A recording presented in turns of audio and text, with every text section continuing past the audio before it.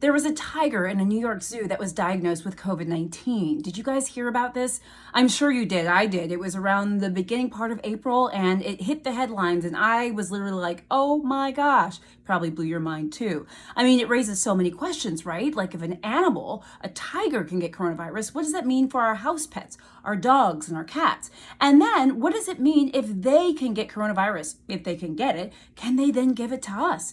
So many questions running through my brain. And of course, I'm a people doctor, not an animal doctor, so I need to look a few things up to take a peek. Now, just to let you know the circumstances around this tiger getting coronavirus in this New York zoo, it says that this is the first instance of a tiger being infected with COVID-19. And it says that samples from the tiger were taken after several lions and tigers at the zoo showed signs of respiratory illness.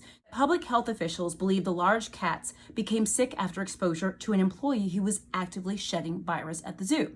By the way, all this information I'm reading from is actually coming from my go-to source for this topic, which is the American Veterinary Medical Association. Decided to go to the animal doctors for the source on this one. Guys, I'm Dr. Jen Caudle. I'm a family physician, a people doctor. I'm doing daily coronavirus videos, and I wanted to talk about this topic about the tiger in the news just to address the elephant in the room, so to speak. Is that a bad joke, bad pun? Okay, next, moving on. All right, so let's answer some questions. All right, first of all, let's talk about if dogs and cats can actually get coronavirus. Okay, what's the deal on that, you wonder? Well, according to the American Veterinary Medical Association, they say that it appears that dogs and cats are not readily infected with COVID-19 and that we have little to no evidence that they become ill and no evidence that those naturally infected spread COVID-19 to other pets or people. Now, there's a lot packed into that statement, but all good news to us. They say that there have been no reports of pets or livestock becoming ill with COVID-19 in the United States.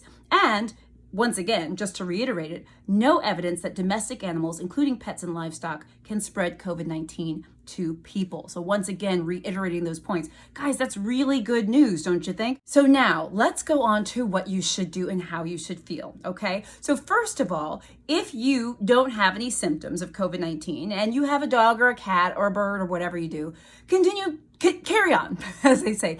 Carry on, take care of your animal, love your animal, all that good stuff. Just make sure that you're using proper hygiene, okay? Super important to always do, regardless of whether we're in a pandemic or not.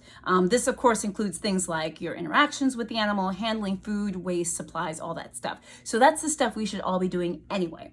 Now, the American Medical Veterinary Association says that for those people, like if you're sick with COVID-19 and you have an animal at home, what they say is that out of an abundance of caution and until we know more about this virus, if you are sick with COVID-19, you need to restrict contact with your pets and other animals just as you'd restrict contact with other people when you're sick, right? Like the social distancing that we're doing.